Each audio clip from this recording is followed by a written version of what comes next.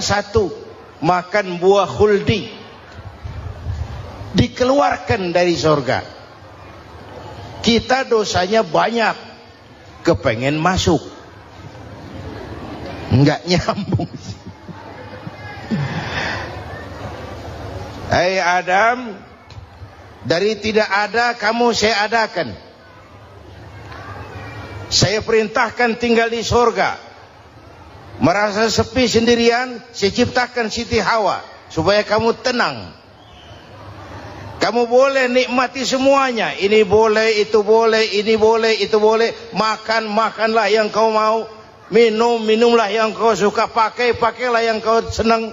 Satu yang saya minta, jangan dekati pohon khuldi. Itu kau tidak sanggup, keluar. Diusir dari surga. Sujud Nabi Adam. Kata riwayat 40 tahun sujud.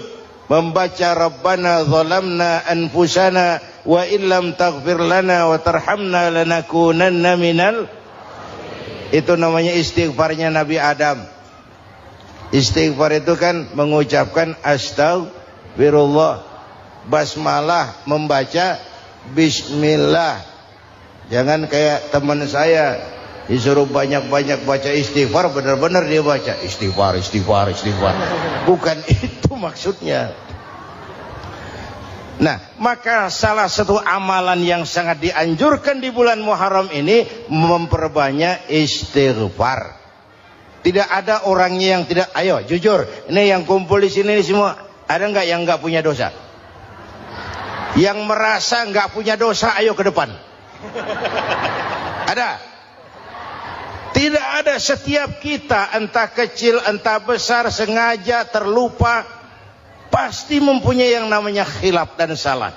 Dan Allah Tuhan kita bukan Tuhan pendendam. Allah Tuhan kita Tuhan yang ramah dan rahmah. Manusia, dosamu banyak, tapi ampunanku lebih banyak. Salahmu besar, rahmatku jauh lebih besar. Kau sujud di hadapanku, aku bangga melihatnya. Kau menangis di hadapanku, aku senyum melihatmu. Kau berjalan menujuku, aku berlari menyambutmu. Karena itu amalan yang sangat dianjurkan di bulan Muharram ini memperbanyak istighfar. Itu kalau istighfarnya Nabi Adam. Ada istighfarnya Nabi Yunus. Ibu kenal Nabi Yunus? Di mana kenalannya? Sok tahu. Nabi Yunus itu ketika berdakwah kepada kaumnya yang bandel, memberikan peringatan, kalau kalian tidak mau beriman akan turun azab. Kapan Yunus? Akan. Kenapa mesti akan? Sekarang aja kalau mau, saya tungguin. Kurang ajar betul ini umat. Akhirnya Nabi Nuh menghindar dengan perhitungan, kalau azab tidak turun saya sudah jauh. Meragukan janji Tuhan. Lalu naik kapal, dinaiki oleh Yunus, kapal mogok. Dicari siapa biang keroknya ini. Diundi, ternyata Yunus. Sampai 3 kali diundi. Dibuanglah Yunus ke dasar laut. Ditelan oleh ikan Nun atas perintah Allah.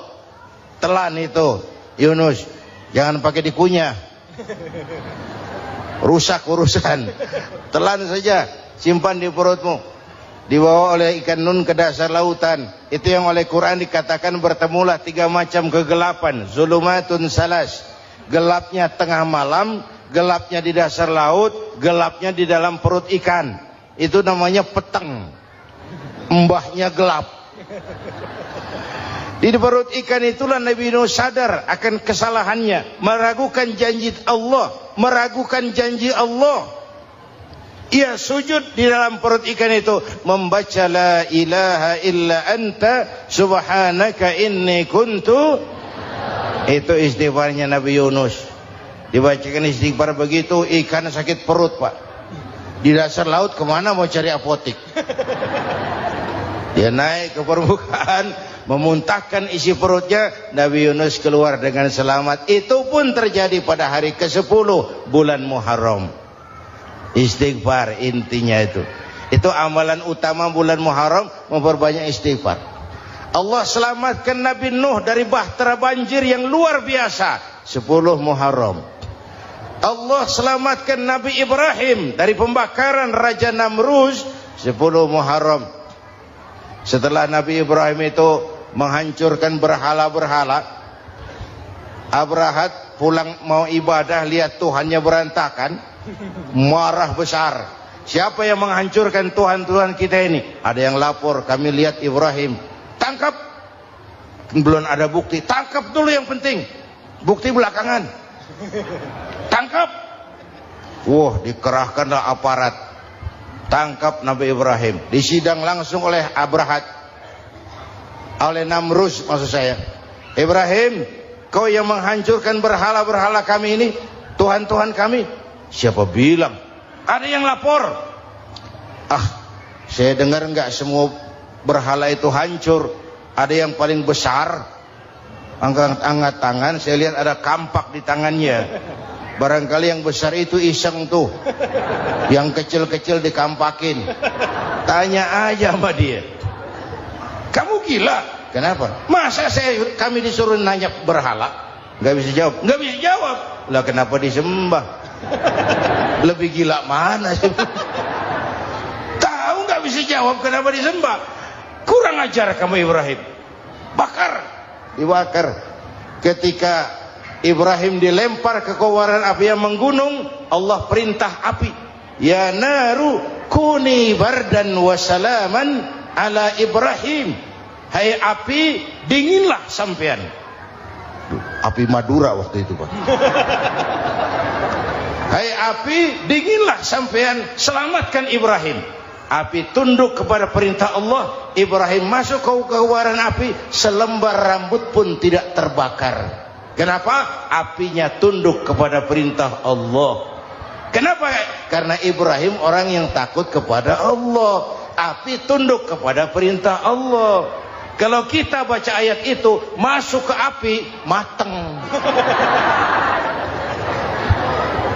Sudah hadirin yang saya muliakan, oleh karena itu selamatnya Ibrahim dari pembakaran Raja Namrud itu pun pada 10 Muharram, Yaumul Asyura, hari ke-10 dari bulan Muharram. Imedia. Bapak Ibu hadirin hadirat yang saya cintai, sebagian kecil tentang Nabi Adam, Nabi Ibrahim dan Nabi Yunus, tapi saya belum menceritakan tentang Nabi Nuh tadi. Mengulang kaji. Nabi Nuh salah seorang rasul yang masuk ulul azmi, 5 besar. Karena memang perjuangannya menggambarkan satu usaha yang ulet dan luar biasa. Beliau diberi umur 950 tahun. Lalu berdakwah selama 900 tahun. Sore, pagi, siang, malam, dapat pengikut tidak lebih 80 orang. Rata-rata 10 tahun satu. Kalau saya minta berhenti aja jadi nabi, Pak. Ustadz mana masih mau buka pesantren? 10 tahun buka pesantren, yang nyantri cuma 1. Pedagang mana yang masih mau dagang? 10 tahun dagang, yang beli 1. Pimpinan partai mana yang masih mau kampanye? 10 tahun buka partai, yang nyoblos 1. Bangkrut. Umatnya bandel, kurang ajar, durjana, bajingan, tengik. Umatnya Nabi Nuh ini kalau diceramahi, telinganya ditutup dengan tangannya. Nabi Nuh akhirnya rekes. Tuhan, siang malam saya berdakwah kepada umat ini. Tiap kali saya sampaikan dakwahmu, mereka tutup telinganya dengan tangannya. Alergi dengar ceramah. Apa itu ceramah? Non profit. Saudara-saudara, jadi mau kamu gimana, Nuh? Sudah Tuhan, habiskan saja orang kafir. Nanti kalau punya anak, anaknya pun kafir lagi. Lebih baik bapak moyangnya sikat habis. Biasanya kalau bapak kalong, anak kampret. Bapak nyolong, anak nyopet. Fotokopi gimana aslinya? Hampir habiskan saja. Itu mau kamu Nuh? Iya. Oke. Nanti aku turunkan banjir Nuh. Buat kapal. Dengan apa saya harus buat kapal Nuh? Ya dengan kayu, kata Tuhan. Kayunya dari mana Tuhan? Ya dari pohon Nuh. Pohonnya belum ada Tuhan. Ya tanam dulu Nuh. Bikin kapal kayunya nanam pohon. Apa artinya? Perjuangan perlu kesabaran. Sukses itu ada prosesnya. Nggak bisa simsalabim abracadabra lalu kita mau sukses. Semua ada prosesnya. Walaupun kenyataannya begitu. Sukses banyak bapaknya, gagal itu yatim.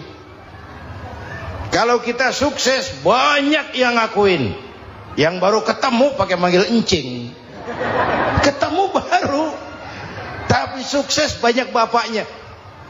Gagal yatim, nggak ada yang mau ngakuin kalau kita gagal itu.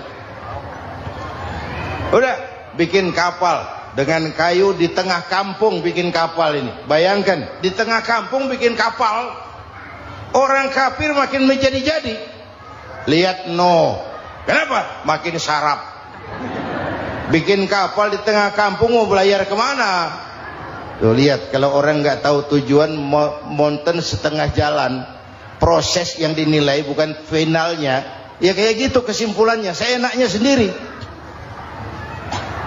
Bikin kapal. Kapal mendekati selesai. Ini orang kafir rame-rame datang ke kapal Nuh. Mau apa? Buang najis. Sakit perut berangkat ke kapal Nabi Nuh. Nongkrong. Dapat 2-3 tumpuk pulang. Penuh lantai kapal dengan najis manusia. Inilah perjuangan. Bukan jalan raya lurus bertabur bunga di kanan kirinya. Banyak ondak dan duri, fitnah, caci maki, antipat, segala macam. Nuh. Ada orang tua dasar kafir, kurang ajar, sudah stroke berangkat juga ke kapal Nuh. Mau buang najis, pincang-pincang digotong orang. Selesai buang najis dia bangun mau pulang, pegangan tiang kapal terpeleset jatuh di atas tumpukan najis. Terjadi keajaiban, yang stroke-nya sembuh, lumpuhnya hilang, berangkat digotong-gotong pulang, jalan gagah sekali. Tapi orang kampungnya heran, ente sudah sembuh? Sudah. Berobat di mana? Kok begitu paten? Di kapal Nuh. Masih banyak.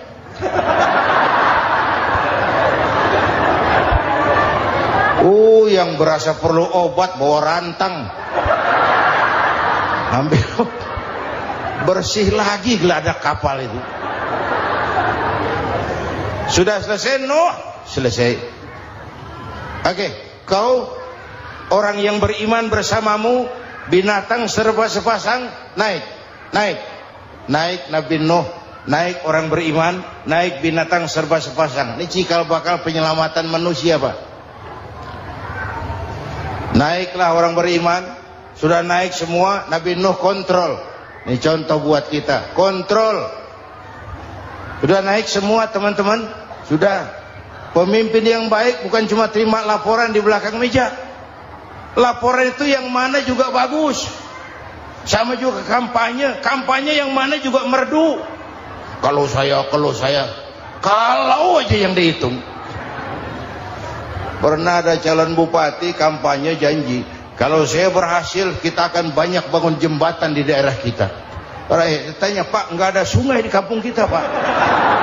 Dia bilang, sungainya kita bangun sekalian. Udah kadung janji, mana pula orang mau bangun sungai ini. Saudara-saudara, kontrol. Jangan cuma tunggu laporan di belakang meja. Semua laporan bagus. Ya Bu? Bu?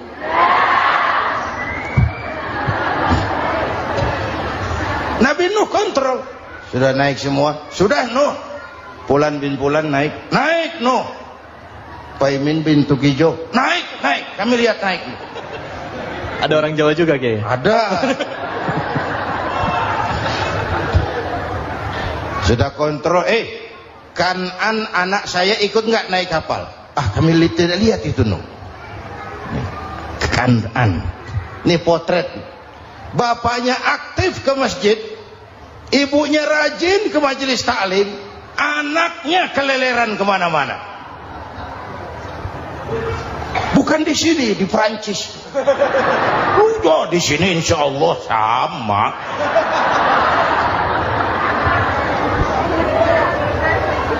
Nuh karena sayang anak, Nuh karena cinta anak, Nuh karena tanggung jawab anak, cari naik ke atas kapal. Lihat Kan'an anak saya, nggak lihat Nuh. Turun ke ruang bawah, periksa lagi. Mang, ayah Kan'an di dia. Jamaah Tasik ini rupanya di dalam. Tuh ayah mang. Ayah ke mana ya budak ini?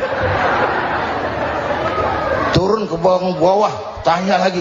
Ono Kan'an to? Ora nano ora ketok. Rombongan Jawa Tengah.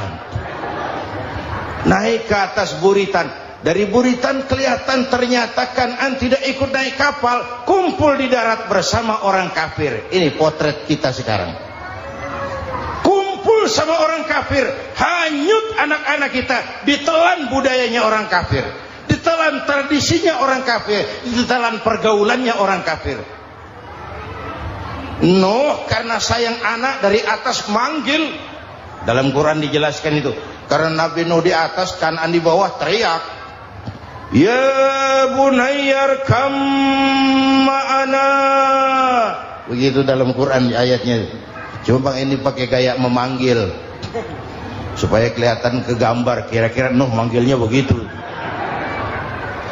Ini namanya gaya dakwah, Pak. Kalau ceritanya datar nggak menarik.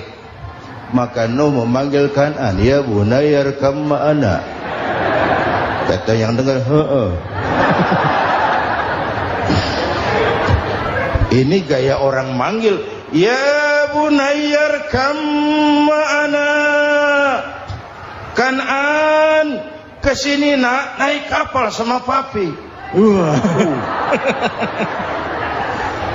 Kata Kan'an di bawah itu, enggak mau papi, John di sini saja.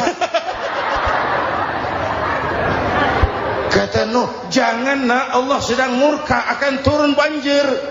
Kalau datang banjir papi, sa'awi ila jabalin ya'simuni minal ma', saya akan naik ke gunung tinggi yang bisa menyelamatkan saya dari banjir.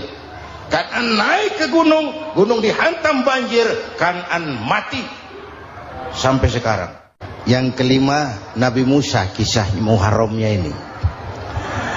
Lahir dalam kondisi yang sulit karena Fir'aun mimpi akan lahir seorang anak dari keturunan Bani Israel yang akan menghancurkan kerajaannya. Kata Fir'aun, sudah lahir belum anaknya? Belum. Kalau gitu mulai malam ini laki-laki dilarang bergaul sama istrinya. Semua perempuan hamil di bawah pengawasan negara. Mulai hari ini kalau lahir anak laki-laki terutama Bani Israel, penggal. Satpol PP disiapkan. Udah ada kayaknya. Ada. Patroli. Bayangkan, Fir'aun itu bikin undang-undang seenaknya sendiri. Apalagi merasa kekuasaannya dalam ancaman. Penguasa manapun kalau merasa dalam ancaman, panik. Padahal kekuasaan itu kayak harimau, makin lama ditaiki makin sulit turun. Kenapa? Karena macannya makin lapar. Naik terus capek, turun dimakan harimau, serba sulit. Saudara-saudara, kalau kita mau belajar dari Pak Harto, saya melihat kekurangan Pak Harto cuma satu, terlambat berhenti.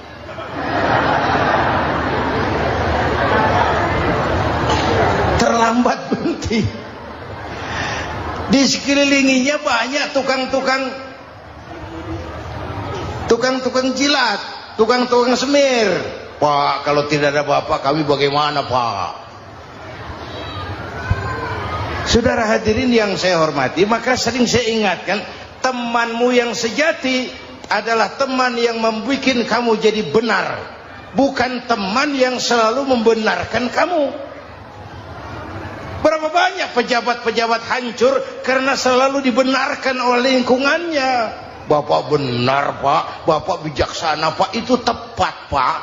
Benar. Buang angin pun kata kelilingnya, oh Bapak sehat. Temanmu yang sejati, teman yang bikin kamu jadi benar, bukan teman yang selalu membenarkan kamu. Bapak Ibu hadirin yang saya hormati, tapi kehendak Allah terjadi. Lahirlah Musa. Bayinya dihanyutkan di sungai Nil. Bayi sudah menderita, dihanyutkan di sungai Nil. Dan akhirnya besar di lingkungan istana Fir'aun. Diriwayat oleh Ratu Aisyah, perempuan Fir'aun, setelah mulai berjuang, terjadilah itu. Musa dan pengikutnya dikejar oleh Fir'aun.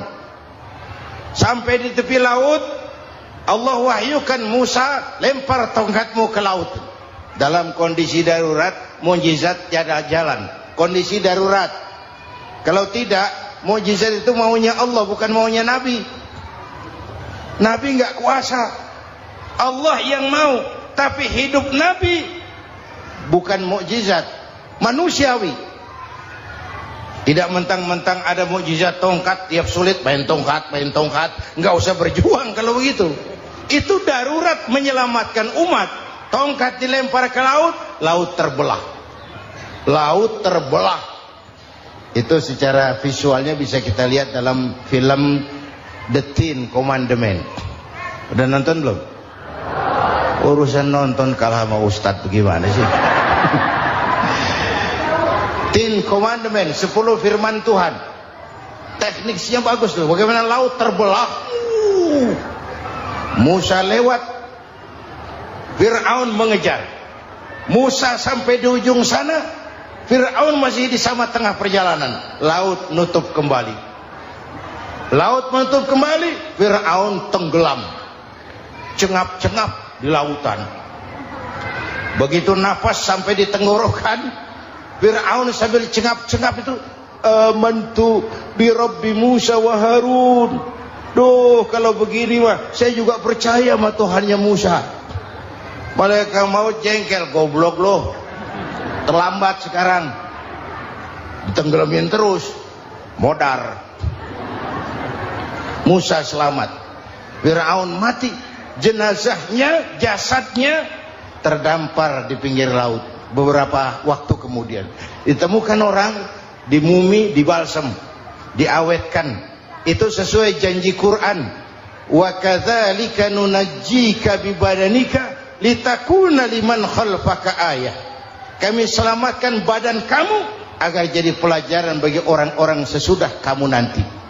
Janji Quran tepat. Janji itu 14 abad yang lalu.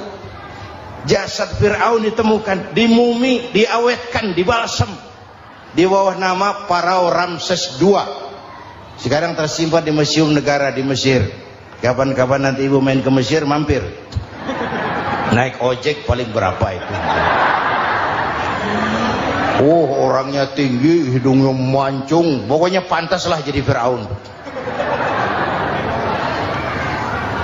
Selamatnya Musa di kejaran Fir'aun di ujung sana itu terjadi pada hari ke-10 bulan Muharram, yang oleh orang Nasrani diperingati dengan hari raya Paskah.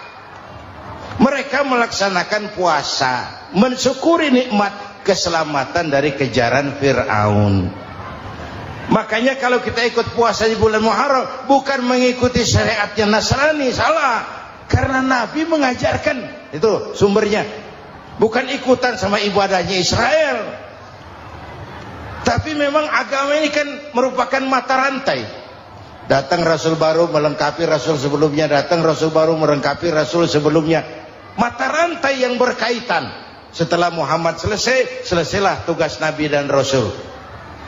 Selesailah misi Nabi dan Rasul. Tidak ada Nabi lagi sesudah Nabi Muhammad. Itu harga mati, titik. Gak ada kompromi. Siapapun sekarang ini nggak datang ngaku jadi Nabi, wajib tidak percaya. Wajib tidak percaya. Tapi kaitannya memang kita bilang Nasrani, orang bahasa Arab, bahasa Ibraninya Nazaret, Nasiroh, Nazaret. Itu beda dialek. Kita Daud, dia David.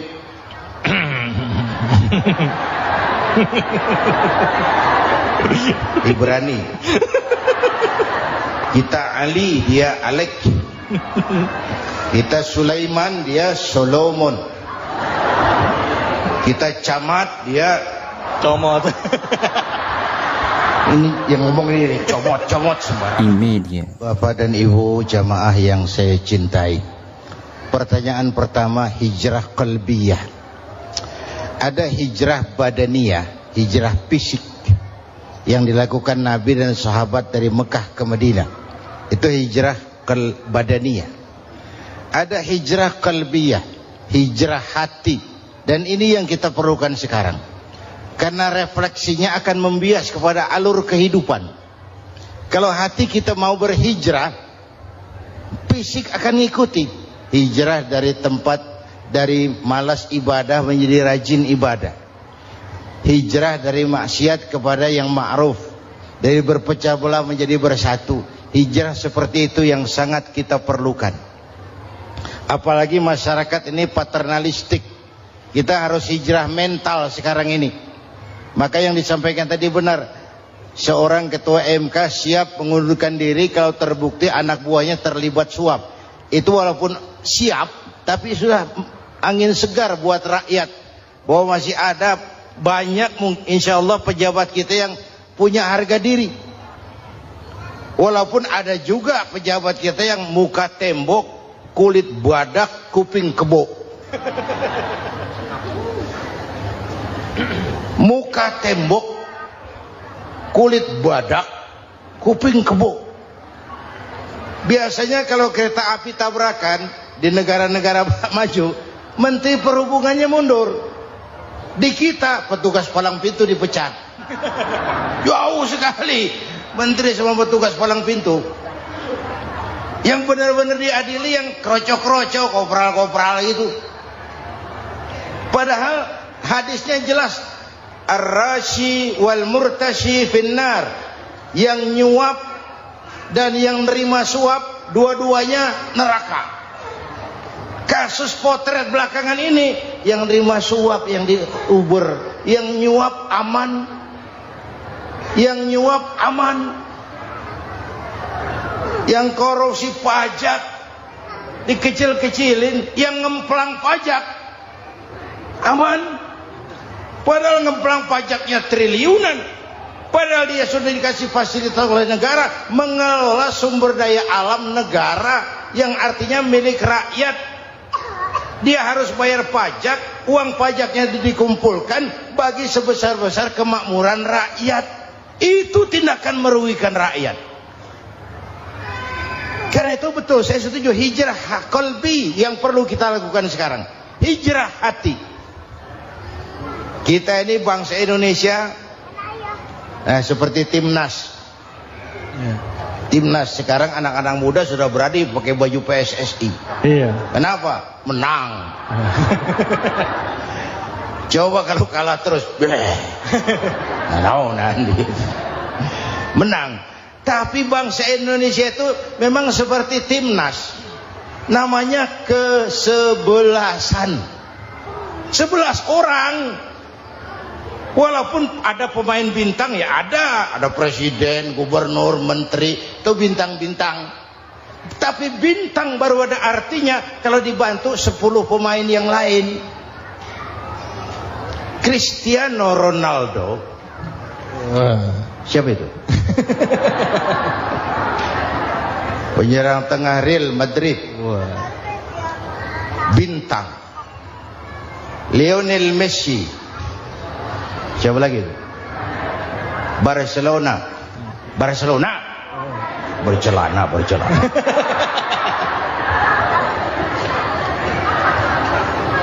Michael Rooney. Bintang Manchester United. Ronaldo baru bintang, Messi baru bintang kalau ada 10 pemain yang lain. Bagaimanapun hebatnya Cristiano Ronaldo, kalau sendirian lawan satu kesebelasan, babak belur. Itulah kita, bangsa Indonesia, kita satu kesebelasan. Masya Allah, sangat luar biasa kajian yang sudah disampaikan oleh guru kita. Sahabat beriman yang dimuliakan Allah, tetaplah di channel ini karena kajian ini belum selesai. Tentunya masih banyak lagi hal-hal menarik yang akan disampaikan oleh beliau. Tetaplah di channel ini dan mari kita lanjutkan kembali. Selamat mendengarkan. Harus saling memperkuat. Ada bangsa kita ini yang jadi jaksa, ada yang jadi hakim, ada yang jadi polisi. Itu posisi penyerang tengah, kiri luar, kanan dalam, back, striker, kiper, posisi. Tapi sadar, kita satu kesebelasan, Bung. Jangan bikin gol ke gawang sendiri. Kalau punya bola bagus, operan dong sama temannya. Yang bisa menciptakan gol, operan. Ada yang jadi pengusaha besar, bagus boleh. Punya untung besar, operan. Kasih masjid, kasih pesantren, operan. Ini kesebelasan kita kalau punya bola, pelitnya setengah mati, Pak. Nggak mau ngoper. Bawa sendiri, mending bikin gol. Enggak. Kita ini satu kesebelasan. Satu sama lain harus saling memperkuat. Bahwa ada penyerang tengah, itu si posisi. Tapi kalau memang peluang memungkinkan, ayo dong operan. Saya iri sama kesebelasan Nasrani di Indonesia. Mereka kalau punya bola, operannya cakep. Gereja cepat selesai, rumah sakit Kristen cepat selesai. Kenapa? Operannya bagus. Kita ini kalau punya bola bawa sendiri, nggak mau ngoper. Maka masjid nggak selesai-selesai. Madrasah banyak yang bocor. Rumah sakit Islam kalah bersaing. Kenapa? Operannya berat. Ayo menyadari kita ini timnas, satu kesebelasan. Jangan menjegal kawan seiring, kawan sendiri dijegal. Sudah musuh terlalu kuat, gawang sendiri dijebol. Akhirnya terbalik kita ini. Ujian terberat telah diberikan Allah kepada para anbiya, kemudian para aulia, kemudian para ulama. Summal amsal fal amsal, ke bawah dan ke bawah. Diuji setiap orang menurut kekuatannya berpegang kepada agama.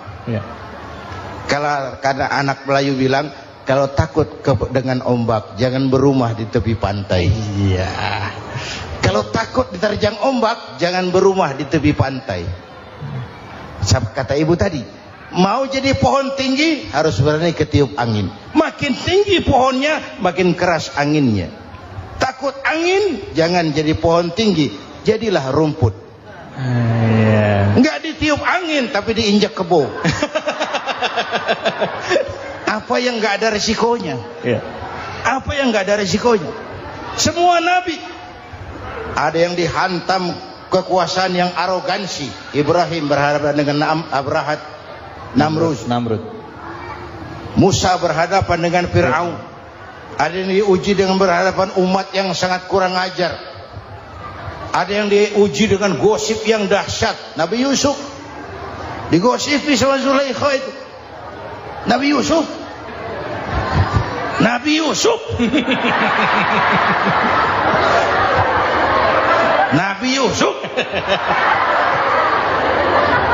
Yang namanya gosip itu kan menyebarkan keburukan orang. Kalau benar saja hukumnya ghibah. Kalau salah hukumnya fitnah. Fitnah lebih bahaya dari pembunuhan. Benarnya ghibah, salahnya fitnah. Saudara hadirin yang saya hormati, jadi resiko itu biasa. Tidak ada yang tanpa resiko. Kalau takut ombak, jangan berumah di tepi pantai. Tinggal bagaimana kita menyikapinya. Kalau kita dewasa, ini bagian ibadah saya kurang. Mungkin karena dia omongin orang, tambah pahala saya. Mungkin karena dia omongin orang, tambah pahala saya. Maka saya ngadepi gosip sepatah pun saya nggak ngomong. Saya cicing, cicing. Saya percaya masyarakat itu punya filter. Amin. Saya percaya Tuhan itu nggak tidur. Kemudian melahirkan kita ke alam dunia ini, secara biologis bahan kita sama. Alhamdulillahirrabbilalamin, demikianlah kajian penuh ilmu, hikmah, dan manfaat yang sudah kita dengarkan bersama dari guru kita. Semoga kajian yang beliau sampaikan kepada kita semua menjadi ilmu yang bermanfaat dalam kehidupan kita sehari-hari. Sahabat beriman yang dimuliakan Allah, terima kasih banyak sudah menyimak kajian ini sampai selesai. Doa dan harapan saya, semoga sahabat semua selalu diberikan kesehatan, dimudahkan segala urusannya, dan dilancarkan rezekinya. Amin ya Rabbal Alamin. Demikian yang dapat saya bagikan, kurang lebihnya mohon maaf. Sampai bertemu lagi di kajian berikutnya. Wabillahi taufik wal hidayah, waridho wal inayah. Wassalamualaikum warahmatullahi wabarakatuh. Setelah kita mendengarkan bersama kajian yang sangat luar biasa dari guru kita, sekarang mari kita lanjutkan aktivitas kita masing-masing. Semoga kajian yang beliau sampaikan kepada kita semua menjadi ilmu yang bermanfaat dalam kehidupan kita sehari-hari. Dan semoga kita semua bisa istiqomah dalam mengamalkannya. Amin ya Rabbal Alamin. Selamat beraktivitas buat sahabatku semua dan sukses selalu. Sampai bertemu lagi di video berikutnya. Wassalamualaikum warahmatullahi wabarakatuh. Bismillahirrahmanirrahim. Assalamualaikum warahmatullahi wabarakatuh. Alhamdulillahirrabbilalamin. Wassalatu wassalamu ala ashrafil anbiya'i wal mursalin Sayyidina Muhammadin wa ala alihi wa sahbihi ajma'in, amma ba'du. Sahabat beriman yang dirahmati Allah, syukur alhamdulillah kita bertemu lagi di channel ini. Pada kesempatan yang berbahagia ini, mari sejenak kita luangkan waktu kita untuk bersama-sama menyimak tausiah yang sangat luar biasa dari guru kita. Tentunya banyak sekali ilmu, hikmah, dan manfaat yang bisa dijadikan pelajaran dalam kehidupan kita sehari-hari.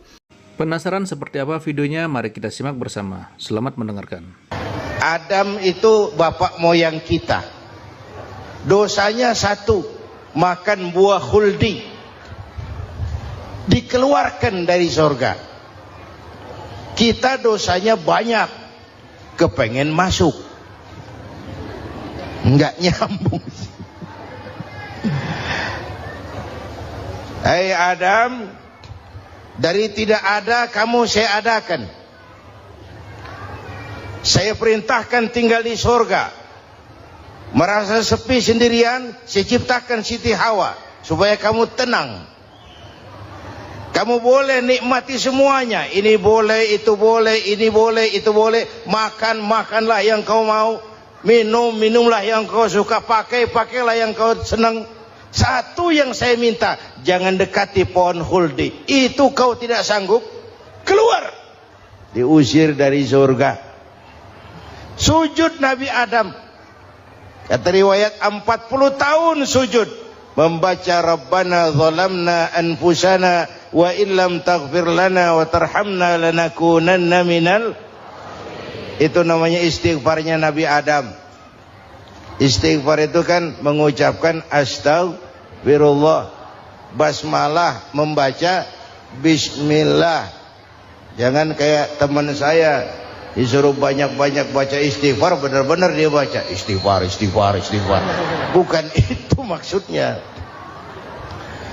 Nah, maka salah satu amalan yang sangat dianjurkan di bulan Muharram ini memperbanyak istighfar. Tidak ada orangnya yang tidak. Ayo jujur, ini yang kumpul di sini semua, ada nggak yang nggak punya dosa?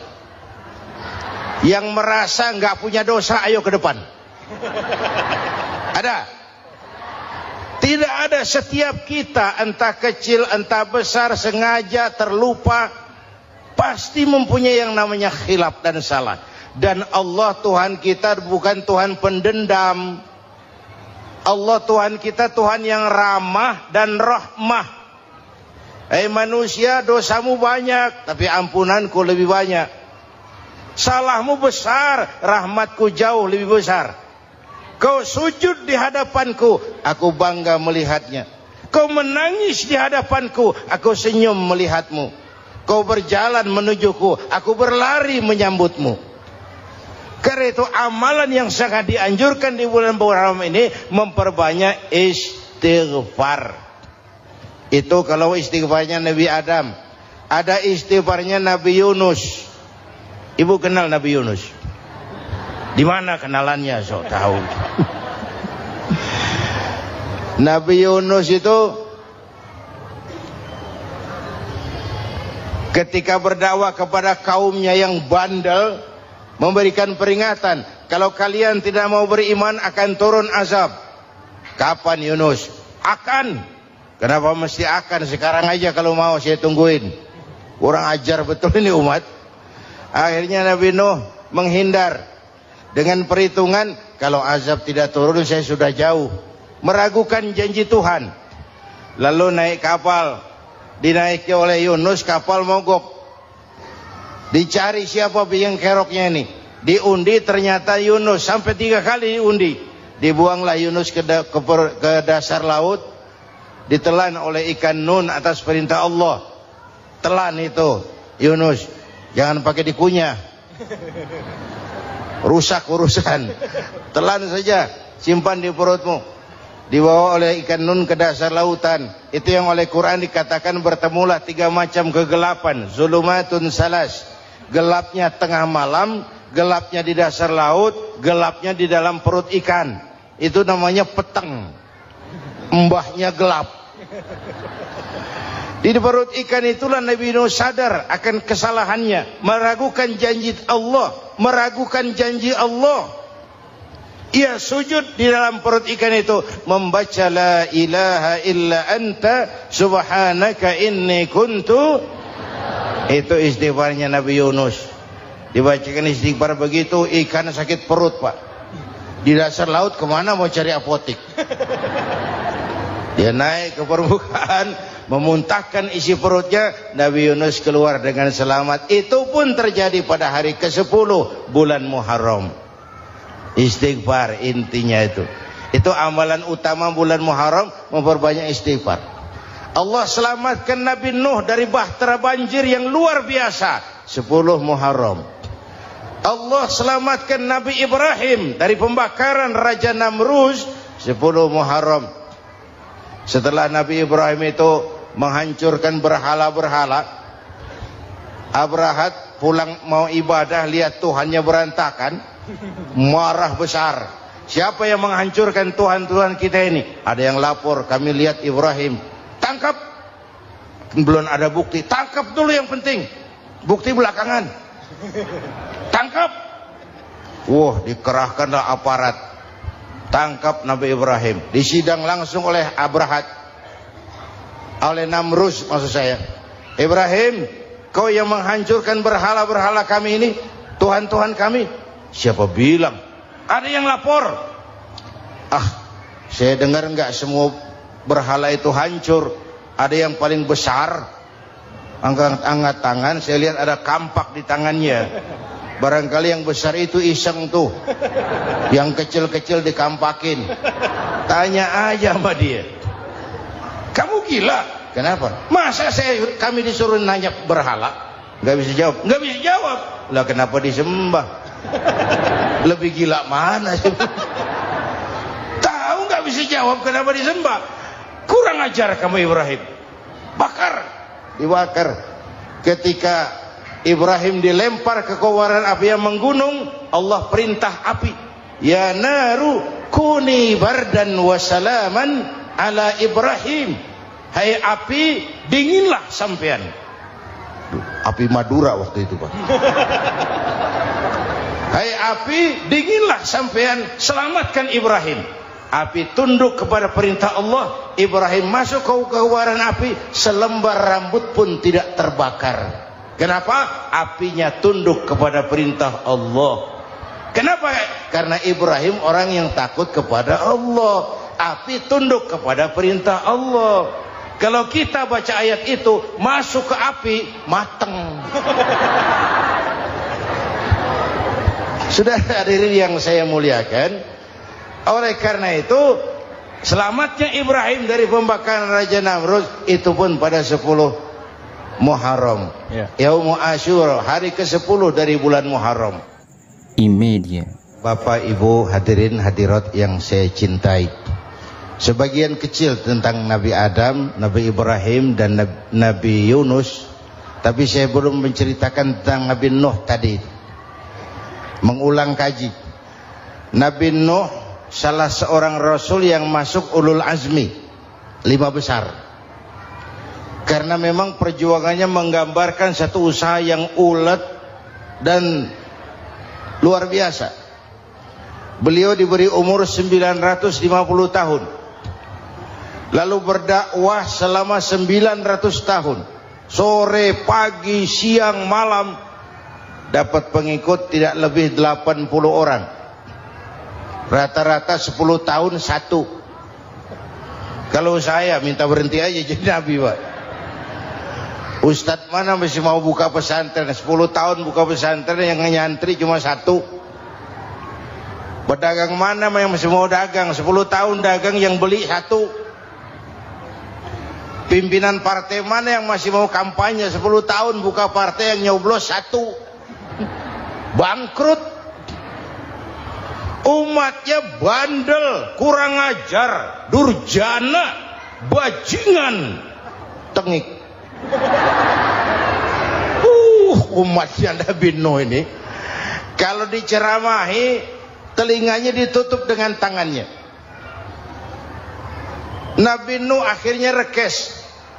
Tuhan, siang malam saya berdakwah kepada umat ini. Tiap kali saya sampaikan dakwahmu, mereka tutup telinganya dengan tangannya. Alergi dengar ceramah. Apa itu ceramah? Non-profit.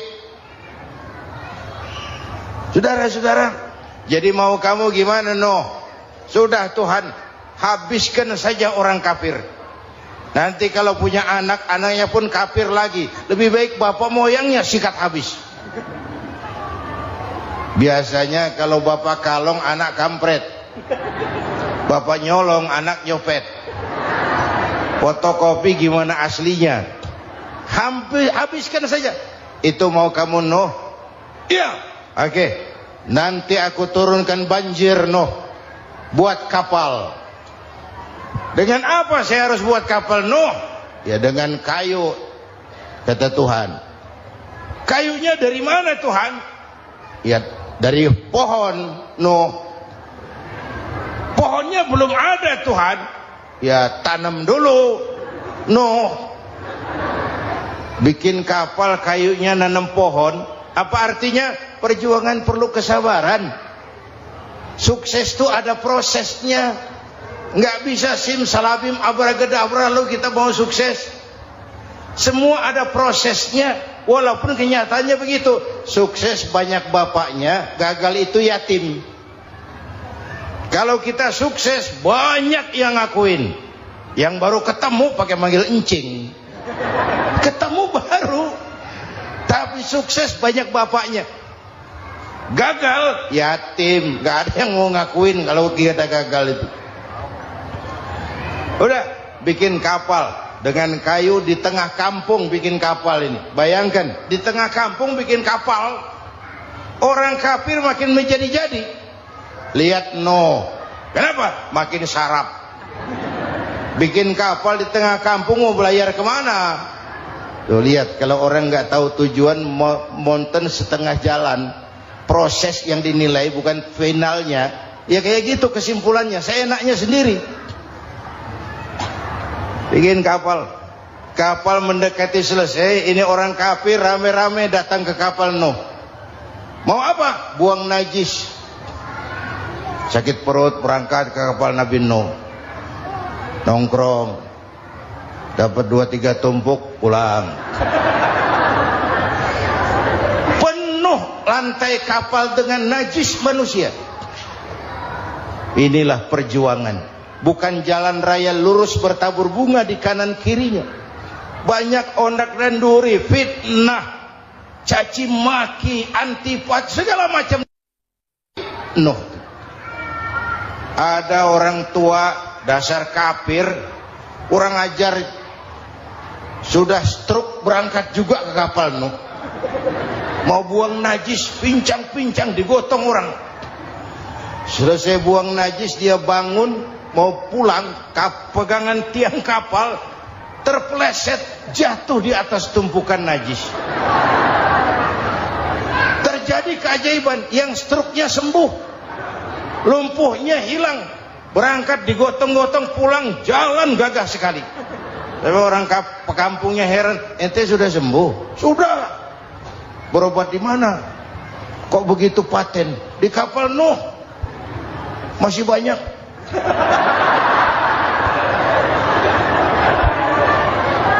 Yang berasa perlu obat bawa rantang, ambil bersih lagi geladak kapal itu. Sudah selesai Nuh? Selesai. Oke, kau orang yang beriman bersamamu, binatang serba sepasang, naik Nabi Nuh, naik orang beriman, naik binatang serba sepasang. Ini cikal bakal penyelamatan manusia, Pak. Naiklah orang beriman, sudah naik semua, Nabi Nuh kontrol. Ini contoh buat kita, kontrol. Sudah naik semua teman-teman, sudah. Pemimpin yang baik bukan cuma terima laporan di belakang meja. Laporan itu yang mana juga bagus. Sama juga kampanye, kampanye yang mana juga merdu. Kalau aja yang dihitung. Pernah ada calon bupati kampanye janji, kalau saya berhasil kita akan banyak bangun jembatan di daerah kita. Rakyat tanya, Pak, nggak ada sungai di kampung kita, Pak. Dia bilang, sungainya kita bangun sekalian. Udah kadung janji, mana pula orang mau bangun sungai ini. Saudara-saudara, kontrol. Jangan cuma tunggu laporan di belakang meja, semua laporan bagus. Ya Bu? Bu?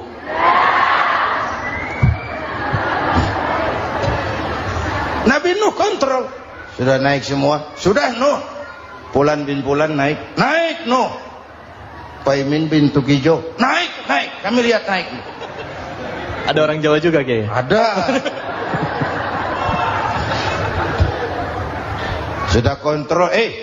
Kanan anak saya ikut nggak naik kapal? Kami tidak lihat itu Nuh. Kanan. Ini potret. Bapaknya aktif ke masjid, ibunya rajin ke majelis taklim, anaknya keleleran kemana-mana. Bukan di sini, di Prancis. Udah di sini insya Allah sama.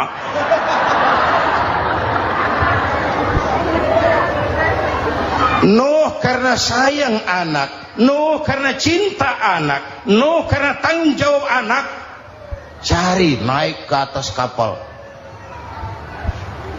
Lihat Kanaan, anak saya, nggak lihat Nuh. Turun ke ruang bawah, periksa lagi. Mang, ayah Kanaan di dia. Jamaah Tasik ini rupanya di dalam. Tuh ayah Mang. Ayah ke mana ya budak ini? Turun ke bawah, tanya lagi. Ono Kanaan toh? Ora nano raketo. Rombongan Jawa Tengah naik ke atas buritan.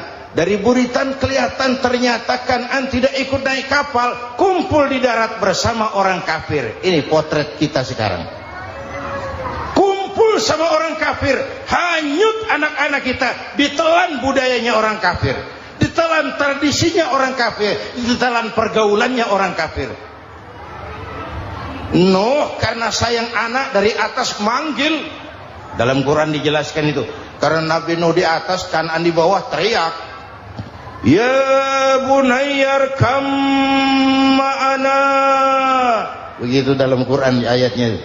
Cuma Bang ini pakai gaya memanggil supaya kelihatan ke gambar, kira-kira Nuh manggilnya begitu. Ini namanya gaya dakwah, Pak. Kalau ceritanya datar nggak menarik. Maka Nuh memanggil Kan'an, ya bunayya arkam ma'ana. Kata yang dengar, heeh. Ini gaya orang manggil, ya bunayya arkam ma'ana. Kan'an, kesini nak, naik kapal sama papi. Katakan di bawah itu, enggak mau papi, John di sini saja. Kata Nuh, jangan nak, Allah sedang murka, akan turun banjir.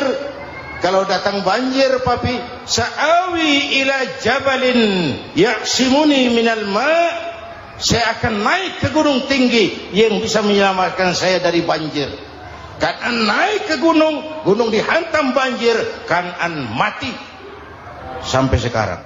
Yang kelima, Nabi Musa, kisah Muharramnya ini lahir dalam kondisi yang sulit karena Fir'aun mimpi akan lahir seorang anak dari keturunan Bani Israel yang akan menghancurkan kerajaannya. Kata Fir'aun, sudah lahir belum anaknya? Belum. Kalau gitu mulai malam ini laki-laki dilarang bergaul sama istrinya. Semua perempuan hamil di bawah pengawasan negara. Mulai hari ini kalau lahir anak laki-laki terutama Bani Israel, penggal. Satpol PP disiapkan. Udah ada kayaknya. Ada. Patroli.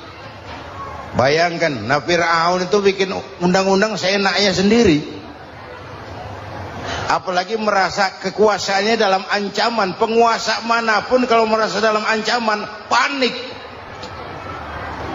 Padahal kekuasaan itu kayak harimau. Makin lama ditaiki, makin sulit turun. Kenapa? Karena macannya makin lapar. Naik terus capek, turun dimakan harimau. Serba sulit.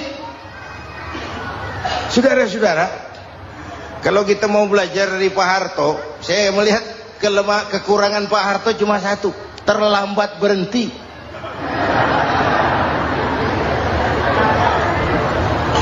Terlambat berhenti. Di sekelilinginya banyak tukang-tukang jilat, tukang-tukang semir. Pak, kalau tidak ada bapak kami bagaimana Pak? Saudara hadirin yang saya hormati, maka sering saya ingatkan, temanmu yang sejati adalah teman yang membuat kamu jadi benar, bukan teman yang selalu membenarkan kamu. Berapa banyak pejabat-pejabat hancur karena selalu dibenarkan oleh lingkungannya. Bapak benar Pak, Bapak bijaksana Pak, itu tepat Pak.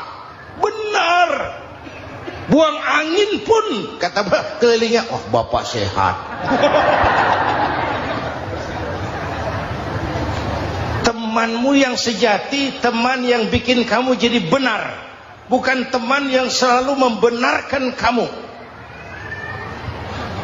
Bapak Ibu hadirin yang saya hormati, tapi kehendak Allah terjadi.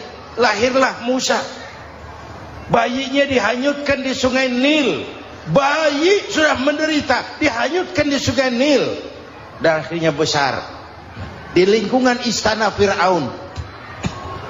Diriwayat oleh Ratu Aisyah, perempuan Fir'aun. Setelah mulai berjuang, terjadilah itu. Musa dan pengikutnya dikejar oleh Fir'aun. Sampai di tepi laut, Allah wahyukan Musa, lempar tongkatmu ke laut. Dalam kondisi darurat, mukjizat tiada jalan. Kondisi darurat. Kalau tidak, mukjizat itu maunya Allah, bukan maunya Nabi.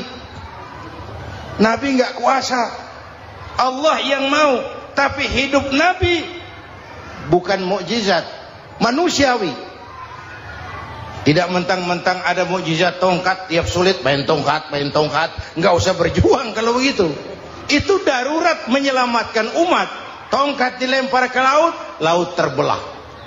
Laut terbelah. Itu secara visualnya bisa kita lihat dalam film The Ten Commandments. Udah nonton belum? Urusan nonton kalah sama Ustadz bagaimana sih? Ten Commandments, 10 firman Tuhan. Tekniknya bagus tuh. Bagaimana laut terbelah. Musa lewat, Fir'aun mengejar. Musa sampai di ujung sana, Fir'aun masih di sama tengah perjalanan. Laut nutup kembali. Laut menutup kembali, Fir'aun tenggelam. Cengap-cengap di lautan. Begitu nafas sampai di tenggorokan, Fir'aun sambil cengap-cengap itu, amantu bi Rabbi Musa wa Harun. Duh, kalau begini mah saya juga percaya sama Tuhannya Musa. Malaikat maut jengkel, goblok loh. Terlambat sekarang. Ditenggelamin terus. Modar. Musa selamat. Fir'aun mati. Jenazahnya, jasadnya terdampar di pinggir laut.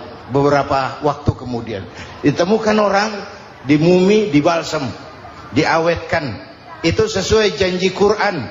Wa kadzalika nunajjika bi badanika litakuna liman khalfaka ayah. Kami selamatkan badan kamu agar jadi pelajaran bagi orang-orang sesudah kamu nanti. Janji Quran tepat. Janji itu 14 abad yang lalu. Jasad Fir'aun ditemukan, dimumi, diawetkan, dibalsem di bawah nama Pharao Ramses II. Sekarang tersimpan di Museum Negara di Mesir. Kapan-kapan nanti ibu main ke Mesir, mampir. Naik ojek paling berapa itu? Oh, orangnya tinggi, hidungnya mancung, pokoknya pantaslah jadi Fir'aun. Selamatnya Musa di kejaran Fir'aun di ujung sana itu terjadi pada hari ke-10 bulan Muharram, yang oleh orang Nasrani diperingati dengan hari raya Paskah. Mereka melaksanakan puasa, mensyukuri nikmat keselamatan dari kejaran Fir'aun. Makanya kalau kita ikut puasa di bulan Muharram, bukan mengikuti syariatnya Nasrani, salah. Karena Nabi mengajarkan, itu sumbernya. Bukan ikutan sama ibadahnya Israel. Tapi memang agama ini kan merupakan mata rantai. Datang Rasul baru melengkapi Rasul sebelumnya, datang Rasul baru melengkapi Rasul sebelumnya. Mata rantai yang berkaitan. Setelah Muhammad selesai, selesailah tugas Nabi dan Rasul. Selesailah misi Nabi dan Rasul. Tidak ada Nabi lagi sesudah Nabi Muhammad. Itu harga mati, titik. Gak ada kompromi. Siapapun sekarang ini nggak datang ngaku jadi Nabi, wajib tidak percaya. Wajib tidak percaya. Tapi kaitannya memang, kita bilang Nasrani, orang bahasa Arab, bahasa Ibraninya Nazaret, Nasiroh, Nazaret. Itu beda dialek. Kita Daud, dia David.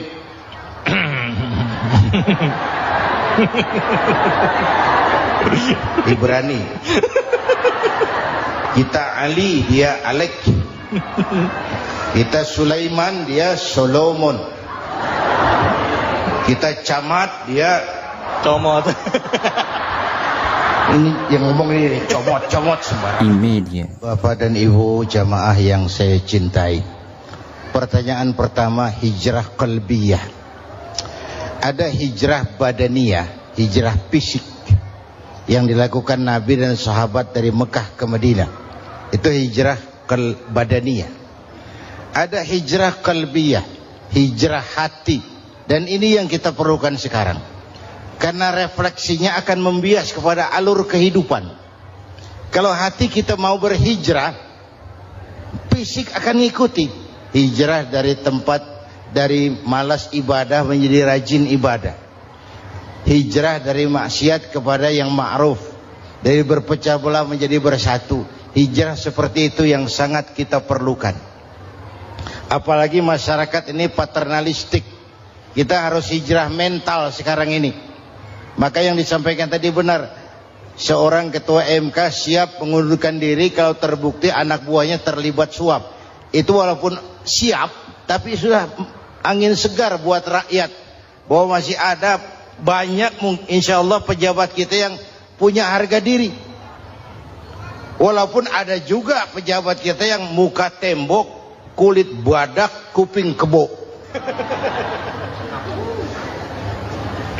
Muka tembok, kulit badak, kuping kebo. Biasanya kalau kereta api tabrakan di negara-negara maju, Menteri Perhubungannya mundur. Di kita petugas palang pintu dipecat. Jauh sekali menteri sama petugas palang pintu. Yang benar-benar diadili yang krocok-krocok, kopral-kopral gitu. Padahal hadisnya jelas, ar-rashi wal murtashi finnar, yang nyuap dan yang nerima suap dua-duanya neraka. Kasus potret belakangan ini, yang nerima suap, yang diuber, yang nyuap aman, yang nyuap aman, yang korupsi pajak dikecil-kecilin, yang ngemplang pajak aman, padahal ngemplang pajaknya triliunan. Padahal dia sudah dikasih fasilitas oleh negara mengelola sumber daya alam negara yang artinya milik rakyat. Dia harus bayar pajak, uang pajaknya dikumpulkan bagi sebesar-besar kemakmuran rakyat. Itu tindakan merugikan rakyat.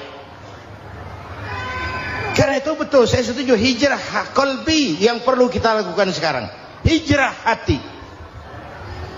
Kita ini bangsa Indonesia, nah, seperti timnas. Timnas sekarang anak-anak muda sudah berani pakai baju PSSI. Iya. Kenapa? Menang. Coba kalau kalah terus, nanti menang. Tapi bangsa Indonesia itu memang seperti timnas, namanya kesebelasan.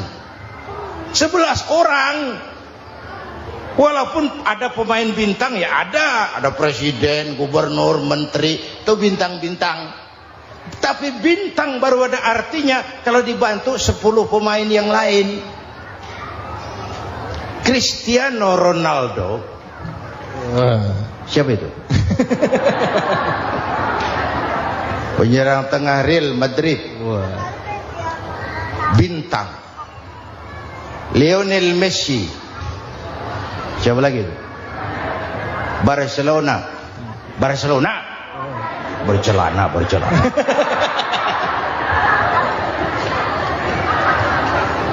Michael Rooney, bintang Manchester United.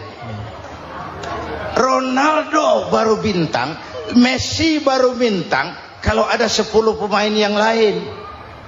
Bagaimanapun hebatnya Cristiano Ronaldo, kalau sendirian lawan satu kesebelasan, babak belur. Itulah kita, bangsa Indonesia, kita satu kesebelasan. Masya Allah, sangat luar biasa kajian yang sudah disampaikan oleh guru kita. Sahabat beriman yang dimuliakan Allah, tetaplah di channel ini karena kajian ini belum selesai. Tentunya masih banyak lagi hal-hal menarik yang akan disampaikan oleh beliau. Tetaplah di channel ini dan mari kita lanjutkan kembali. Selamat mendengarkan. Harus saling memperkuat. Ada bangsa kita ini yang jadi jaksa, ada yang jadi hakim, ada yang jadi polisi. Itu posisi penyerang tengah, kiri luar, kanan dalam, back, striker, kiper, posisi. Tapi sadar, kita satu kesebelasan, Bung. Jangan bikin gol ke gawang sendiri. Kalau punya bola bagus, operan dong sama temannya. Yang bisa menciptakan gol, operan. Ada yang jadi pengusaha besar, bagus boleh. Punya untung besar, operan. Kasih masjid, kasih pesantren, operan. Ini kesebelasan kita kalau punya bola, pelitnya setengah mati, Pak. Nggak mau ngoper. Bawa sendiri, mending bikin gol. Enggak. Kita ini satu kesebelasan. Satu sama lain harus saling memperkuat. Bahwa ada penyerang tengah, itu si posisi. Tapi kalau memang peluang memungkinkan, ayo dong operan. Saya iri sama kesebelasan Nasrani di Indonesia. Mereka kalau punya bola operannya cakep. Gereja cepat selesai, rumah sakit Kristen cepat selesai. Kenapa? Operannya bagus. Kita ini kalau punya bola bawa sendiri, nggak mau ngoper, maka masjid nggak selesai-selesai. Madrasah banyak yang bocor, rumah sakit Islam kalah bersaing. Kenapa? Operannya berat. Ayo menyadari kita ini timnas, satu kesebelasan. Jangan menjegal kawan seiring, kawan sendiri dijegal. Sudah musuh terlalu kuat, gawang sendiri dijebol. Akhirnya terbalik kita ini. Ujian terberat telah diberikan Allah kepada para anbiya, kemudian para aulia, kemudian para ulama. Summal amsal fal amsal, ke bawah dan ke bawah, diuji setiap orang menurut kekuatannya berpegang kepada agama. Kalau karena anak Melayu bilang, kalau takut dengan ombak, jangan berumah di tepi pantai. Kalau takut diterjang ombak, jangan berumah di tepi pantai. Kata ibu tadi, mau jadi pohon tinggi harus berani ketiup angin. Makin tinggi pohonnya, makin keras anginnya. Takut angin, jangan jadi pohon tinggi, jadilah rumput. Enggak ditiup angin tapi diinjak kebo. Apa yang enggak ada resikonya? Apa yang enggak ada resikonya? Semua nabi ada yang dihantam kekuasaan yang arogansi. Ibrahim berhadapan dengan Namrud. Musa berhadapan dengan Fir'aun. Ada yang diuji dengan berhadapan umat yang sangat kurang ajar. Ada yang diuji dengan gosip yang dahsyat. Nabi Yusuf digosipi sama Zulaikha itu. Nabi Yusuf Nabi Yusuf.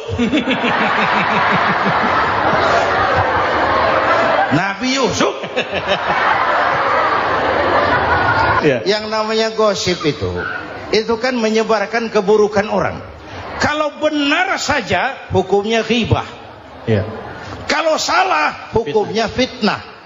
Fitnah lebih bahaya dari pembunuhan. Benarnya ghibah, salahnya fitnah.